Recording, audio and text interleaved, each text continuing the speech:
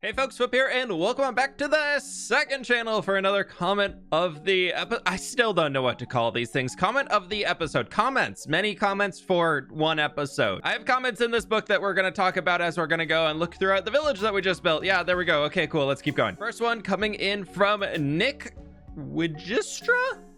I think? Not gonna lie, I don't think anyone would care if fWhip changed the world from hardcore, because at this point the thing drawing us in is the crazy projects, and I'd rather not see this world end. We are definitely in hi little villager there. How you doing, buddy? Hi buddy. Okay, well, we're definitely in like far end game now within this world, being on now day 7129. So we've been in here for quite some time, and I absolutely love it. But that being said, I don't think this is ever something that I want to take away from being a hardcore world, because even if I do that and then I never die within this world, that's still going to be something that I could have accomplished just the same if I just simply didn't change the tag. And I also love the constant challenge in almost like a threat of I kind of got to be on all the time when I'm working in this world. I can't just be messing around, flying into mountains or trying to do really stupid things unless I'm trying to, do a stupid thing for a video. We've done a few of those. But I really love hardcore Minecraft. I really love the constant threat of being in a hardcore world and seeing how much I can accomplish before that world ends. I love the challenge associated with it and the feeling of accomplishment of I have lasted so long in this world and we're still only on the second totem, which we'll talk about a little bit more later on in this video. But we've been able to accomplish so much in here, and I feel like I would be really cheating myself if I brought it into a regular survival world instead of keeping it as a hardcore world. And I think for me, I will be very, very sad when the eventual death of this world happens, because that's hardcore Minecraft. You're a bit morbid to think about, but eventually you'll slip up and something will happen and the hardcore world comes to the end. But we can focus on how many things we can accomplish before that point, and I have some cool ideas on how I want to do a season 4. We're in season 3 right now. If we eventually get into season 4, that'll make me very excited to continue playing Minecraft. I'll definitely miss all the builds in here, and I'm not planning on ending it anytime soon, but I've got some cool stuff in mind that if we do move into eventually, hopefully like 10 years from now, into a new single player survival world. But yeah, long story short, I really love actually being in hardcore and seeing how much I can accomplish in hardcore, and it helps me actually stay motivated to want to keep playing the game and want to see how much farther I can push it. Okay, goodbye. Yeah, oh no, we're hanging out here. Hi, buddy. I just think it's such a cool accomplishment to be able to do so much in hardcore. Oh, there's a new child in the village. Yay, look how happy he is. Oh. And we can move into the next question here, coming from Jewel Thinks 1259. Why don't you build a grain silo? I see these wheat fields in your world and wonder, how does this get turned into bread? Love the world. Keep up the great work. For this one, we can take our new handy dandy nether portal and jump back over to the city. I gotta clean that up. This is so incredibly close through the nether. I love it. I so love it. So back over here in the city of Path, kind of starter base world spawn region, I have a few silos dotted around. We mostly have just the big old windmills that are also serving as storage area for the hay carts and everything like that. But I do think that is something that I want to add in more of, really fleshing out the process, not just saying, okay, we've got a bunch of fields, blah, blah, blah, blah, they do the thing, and then bam, windmills turn into flour, and then we don't really have too many bakeries either. So maybe in the city we need to build a bakery or two soon. I've been playing a lot of Mana Lords recently, and I love the game. Oh, no, it's not what I wanted to do. That's the bed. Absolutely love the game. And one thing in there is all about supply chains. It's a city builder, kind of civilization management. Keep your citizens alive, and then you kind of keep building up until you hit the breaking point. But that's been teaching me a lot about kind of how historically accurate, semi-accurate, I don't know. The game seems a lot more accurate than anything I would come up with. But it really tells the story of production, of how you go from raw materials to something that's going to benefit the people that are living in your town, or serving the manor and all that cool stuff. So that's something that I want to try tackling a little bit more and bring a lot more realism elements into here. So We're trying to do that more with all the different shops that we're throwing in, of a place where all of our sheep farms and everything are turning into cloth that's then being sold in here. And maybe some of the little flowers and spice fields that we have are all being displayed in here on different things that you can buy. And yeah, I saw this idea on the grain silos, and my first thought was like, ooh, that's a cool thing. And I wrote a note down to, if I'm building stuff in fields moving forward, make sure I build a grain silo or two just for storage of somewhere. And where would they store carrots and things? Does that also go in a granary of something? I don't, we'll see what we can come up with, but I love the idea, and I really want to start doing more stuff like that as we move forward. On to our next question, also about fields, from Just Kidding. This was inspired by the ruins. I noticed a lot of farm fields have old ruins in of just sheds, so I thought you could add a few little ruins dotted around your many fields. This is another comment that I instantly was like, yep, I'm writing a note down. I'm writing a note. We're adding to the list of projects we want to do in this world, because this is a fantastic idea. Now, I'm thinking not everything we have to do regarding this needs to be a full-on shed, but say we have this open space right back in here, and we can make a little example of, maybe we carve this back here. We've never done this before in a comment of the day video. We haven't built in one of these. Yeah, look at us going here. So we can bring this out, and maybe that comes out to like there, maybe? And we can kind of dig it in and out a little bit here with some cobblestone. You almost get what could have been a house. All of the wood has very much aged away and is no longer here. And now we can really sell the idea of this by adding in a ton of our mossy cobble.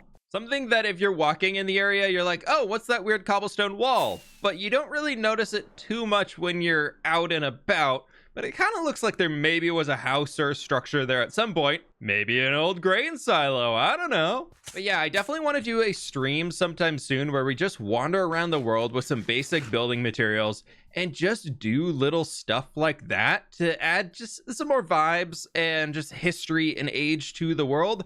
Just small little details here and there. I think could be really, really fun to do. Next one coming in from Valen Knight. What is your dream for your main world, or a build you think might still be impossible, but could one day want to attempt? I've absolutely loved your videos, and you're my biggest inspiration for my own long-term Minecraft world. Thank you so much. That's so cool. To me, the thing that has always been my dream Minecraft project has been building a giant city. And we're kind of going through that phase right now. And I will say this has been something that's been a massive learning process for me as we're going. And there's a lot of things that I've learned about how I want to set up a city and how I've actually built the city here.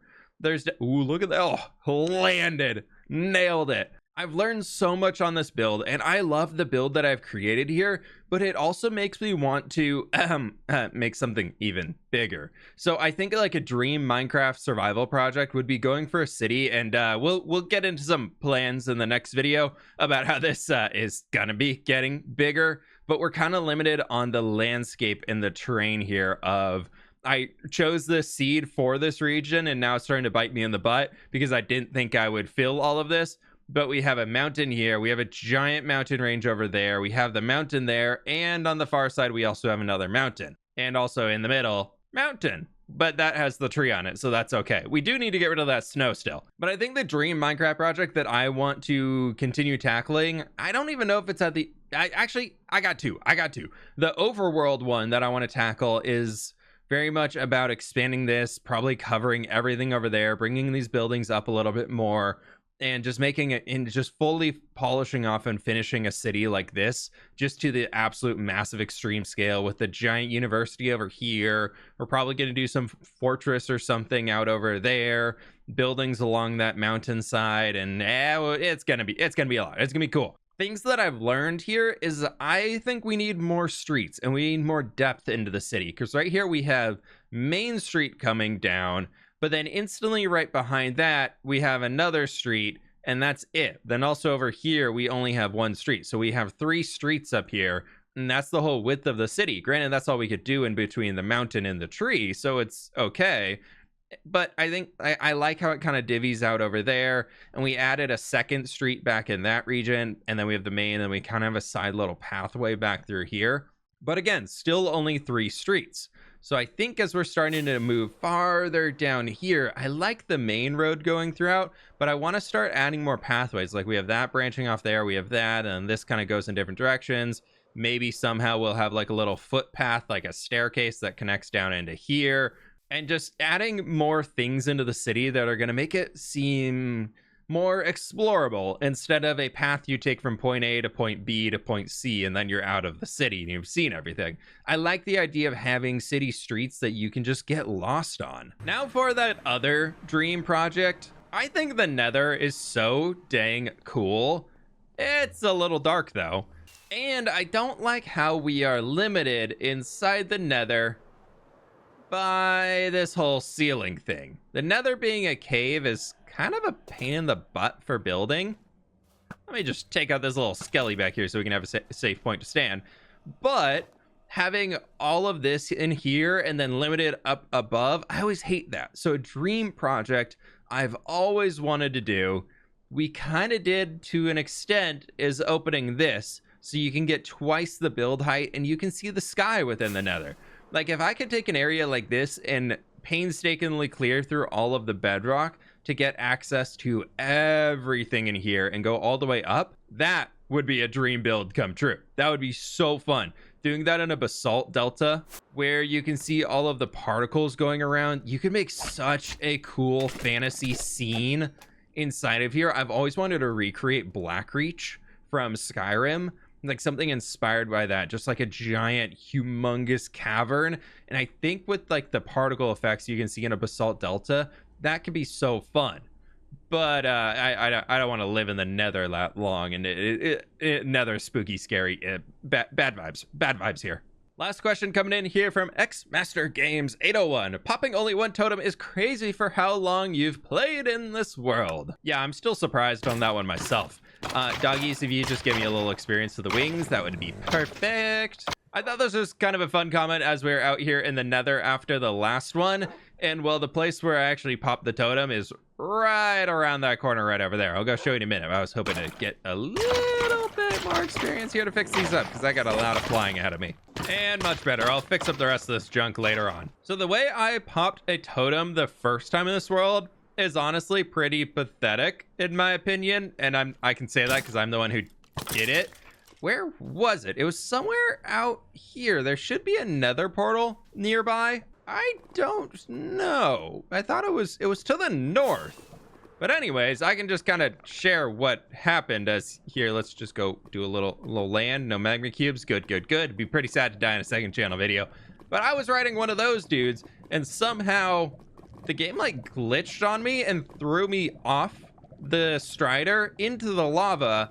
And you know how sometimes when you're swimming or things, you get stuck with the elytra on and then you're kind of like at the surface and you can't really get out? That's what happened. I was in this weird state where the elytra wasn't active, but it also was active. So it wouldn't let me fly out of the lava and I got stuck in there until the totem popped, which was a massive bummer because otherwise we've never would have popped a totem in this world. But I was trying to get all of the advancements to just get everything, and so I was trying to bring the strider into the overworld, and while I was taking him to the portal, that's how we got booted out of it, which was pretty sad. I have a question off of this one though, because I know a few friends of mine, for example Linksy, who is a Twitch streamer. He currently has a hardcore world that's near like 40,000 days. I know it's massive, it's absurd, but one rule that he has, he's currently popped I think 4 totems in the world, and he has a rule where he can only have 5 totems. And also if he pops a totem, he has to play for like a month or something like that without using a totem, basically to earn the right to get another one. And I, mostly out of curiosity, I don't think I'm gonna do it, but curious all what you all think about that as a general concept behind totems of undying in Minecraft. As if there's some major cooldown between totems that you can use in a single world. Because I will say the idea of just, you know, get a totem farm or something like that, and then you just ends, then like an hour later, you're like, sweet, I got 100 of these bad boys, I'll never die. You just keep them stacked in here in your inventory and then filter through them and popping every few seconds apart to kill a warden or something like that. I've always thought that's a little iffy. To me, I'm like, nah, I have the totem on me and I don't want to use another totem until I get out of that combat, until I like drop combat and then I can swap a new totem on. RPG talk, you know? But curious to know what y'all think about something like that coming into Minecraft, or being just like in the game, or even a rule that we set for ourselves in here. Just the thought of once this totem goes down, maybe I have to survive like another 100 days in game before I can equip another totem, which I know kind of goes against the first question that we talked about today, but mostly just out of curiosity. Anyways, that's gonna do it for today because I have so much to do. If you've been following my creative building streams, you probably know what's coming in the next episode on the main channel, as we're going to be tackling something maybe right over there. But anyways, that's going to do it for today. Thank you all so very much for watching. Leave a like if you did enjoy, subscribe if you're brand new, and I'll catch y'all on the flip side.